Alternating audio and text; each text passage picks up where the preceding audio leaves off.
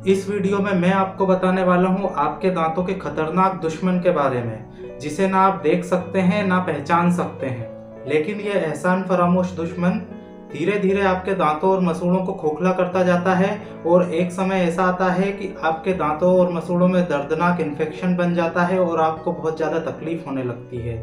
इन दुश्मनों की संख्या लाख 10 लाख नहीं, करोड़ 10 करोड़ नहीं, बल्कि अरबों में होती है।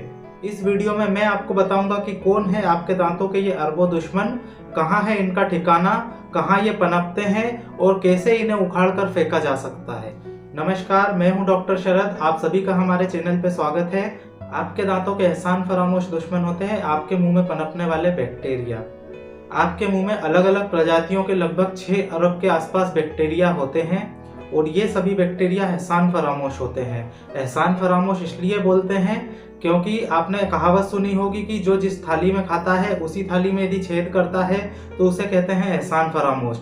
ये बैक्टीरिया भी ऐसे ही होते हैं। ये आपके दांतों पर पनपते हैं, अपना भोजन भी उन दांतों से ही ग्रहण करते हैं, लेकिन उसी दांतों में छेद करते हैं, उसी दांत में कैविटी बनाते हैं, इसलिए इनको कहा है एहसान फरामोश दुश्मन। ये सभी बैक्टीरिया अदृश्य होते हैं, इनविजिबल होते हैं। इन्हें साधारण आंखों से नहीं देखा जा सकता, इन्हें सिर्फ माइक्रोस्कोप से देखा जा सकता है। इस वीडियो में हम बात करेंगे कि इन खतरनाक दुश्मनों से आप अपने दांतों को कैसे बचा सकते हैं। इसके पहले हम देख लेते हैं कि ये दुश्मन आपके मुंह में कहां से आते हैं। देखिए, हमारे चारों तरफ बैक्टीरिया है। यहाँ पीछे दीवार पर, हमारी स्किन पर, हमारे कपड़ों पर, सभी जगह बैक्टीरिया मौजूद होते हैं। जब इन्हें अनुकूल परिस्थितियां मिलती हैं, फेवरेबल एनवायरनमेंट मिलता है, तो ये वहां पर अपना परिवार बसाने लगते हैं, अपनी कॉलोनियां विकसित करने लगते हैं। और आपको जानकर आश्चर्य होगा कि एक व्यक्ति के मुंह में 700 अलग अलग प्रकार के बैक्टीरियाज की कॉलोनीज होती हैं।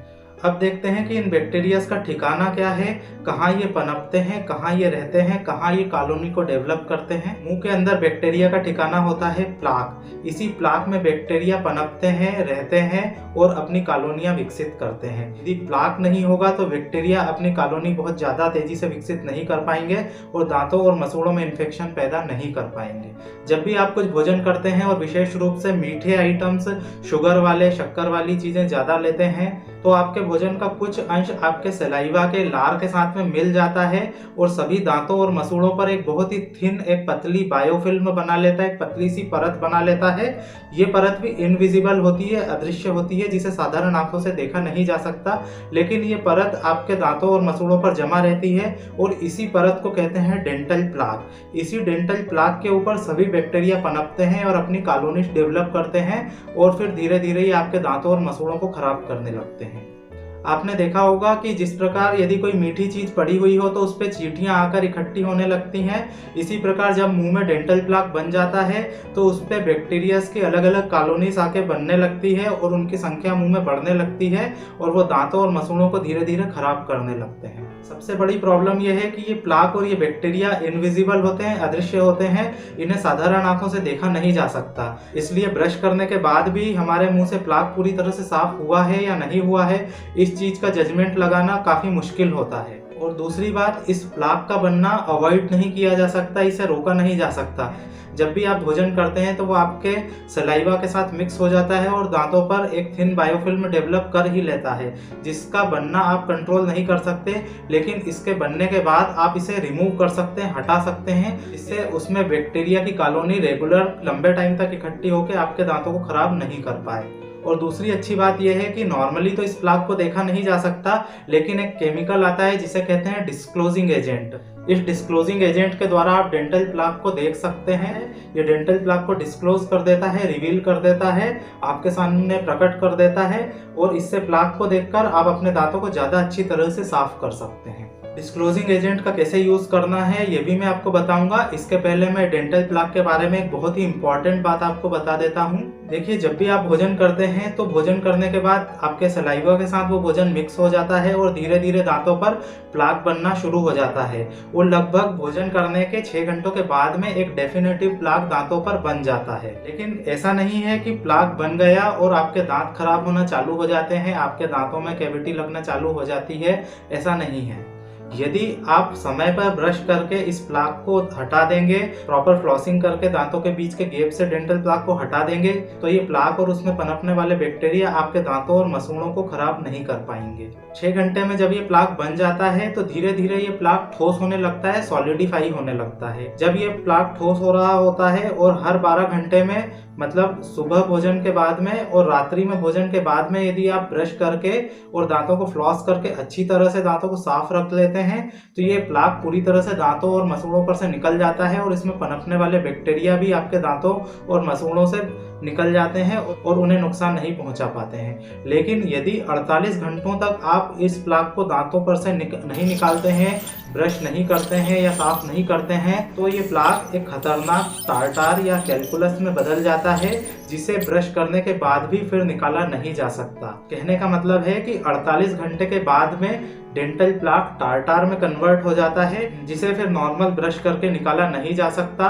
और ये मसूड़ों में इन्फेक्शन पैदा करता है। ये मसूड़ों की सभी बीमारियों के लिए जिम्मेदार होता है और इस प्रकार के टार्टार को निकालने के लिए आपको डेंटिस्ट के पास जाना ही पड़ता है और फिर उसे मशीन के द्वारा निकाला जाता है।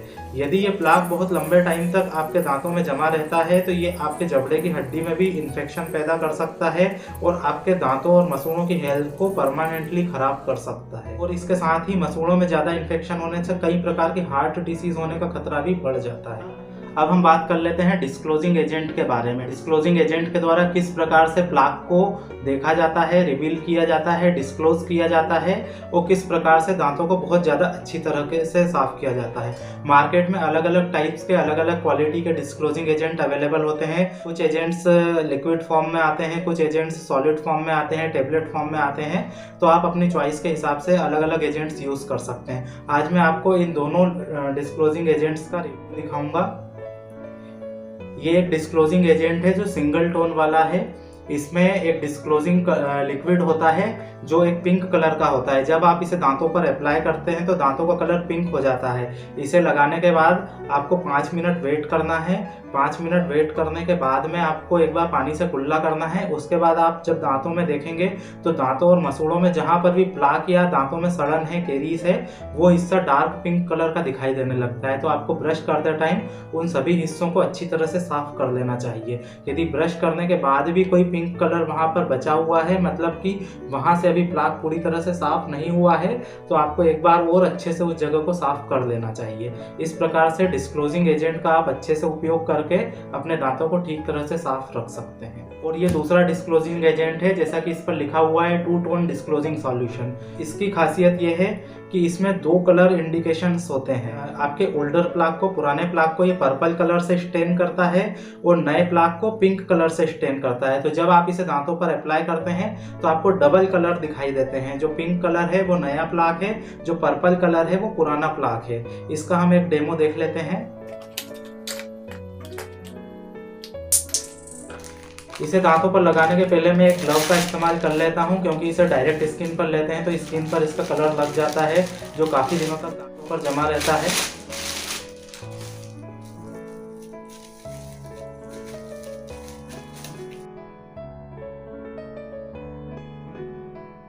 अब मैंने सभी दांतों पर इस डिस्क्लोजिंग एजेंट को अप्लाई कर लिया है। अब हम 1 मिनट वेट करेंगे और देखेंगे कि हमारे दांतों पर प्लाक पे 2 कलर किस प्रकार से जमा होता है।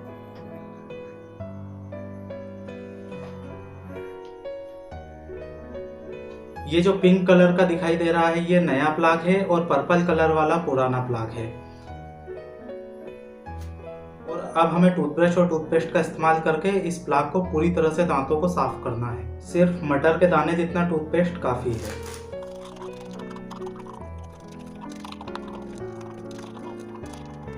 ब्रश करने के बाद हम चेक करेंगे कि दांतों पर कहीं कुछ प्लाक छूट तो नहीं गया। यदि कुछ जगह पर प्लाक छूट गया है तो उसे वापस से ब्रश करके साफ कर लेते हैं।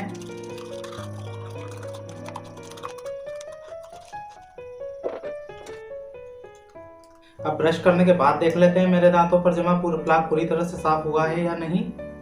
देखा आपने, एक बार अच्छे से ब्रश करने के बाद दांतों पर से जमा प्लाक पूरी तरह से साफ हो गया है। लेकिन ब्रश करने का भी एक तरीका होता है जिससे प्लाक को ज्यादा अच्छी तरह से दांतों से साफ किया जा सकता है। ब्रश की भी एक क्वालिटी होती है जो आपके दांतों पर जमा प्लाक को ज्यादा बेहतर तरीके से साफ कर सकती है। उन सभी टॉपिक्स पर मैंने वीडियो बनाए हैं, उनकी लिंक आपको इस वीडियो के डिस्क्रिप्शन में मिल जाएगी, या फिर आप आई बटन पर क्लिक करके भी उन वीडियोस को देख सकते हैं। लेकिन इतना ही करने से प्लाक पूरी तरह से साफ नहीं होता है। आपके दांतों के बीच का जो जॉइंट है, जहां पर दोनों दांत जुड़े हुए होते हैं, वो गैप, वहां पर कितना भी अच्छा आप टूथब्रश यूज करें, दोनों दांतों के बीच के जॉइंट की सरफेस पे आपका टूथब्रश नहीं पहुंच पाता है। उस जगह को साफ करने के लिए एक अलग डिवाइस का यूज किया जाता है जिसे कहते हैं डेंटल फ्लॉस। डेंटल फ्लॉस से किस तरह दांतों को साफ करना है, इसका वीडियो भी हमने बनाया हुआ है, उसकी लिंक भी आपको डिस्क्रिप्शन में मिल जाएगी, या आई बटन पे क्लिक करके आप उस वीडियो को देख सकते हैं। इस प्रकार दांतों पर जमा प्लाक को डिस्क्लोजिंग एजेंट के द्वारा पूरी तरह से डिस्क्लोज करके आप साफ कर सकते हैं और अपने दांतों पर पनपने वाले अरबों खतरनाक बैक्टीरिया से अपने दांतों और मसूड़ों को बचा सकते हैं। उम्मीद है हमारा वीडियो आपको अच्छा लगा होगा। यदि आपको हमारा वीडियो पसंद आया तो इसे लाइक कीजिए और अपने दोस्तों को, अपने रिलेटिव्स को इसे शेयर कर दीजिए। और यदि आपने हमारे चैनल को अभी तक सब्सक्राइब नहीं किया है तो इसे सब्सक्राइब कर लीजिए और बेल आइकॉन पे भी क्लिक कर दीजिए, जिससे हमारे नए नए वीडियोस की आपको रेगुलर नोटिफिकेशंस मिलती रहेंगी। Thank you.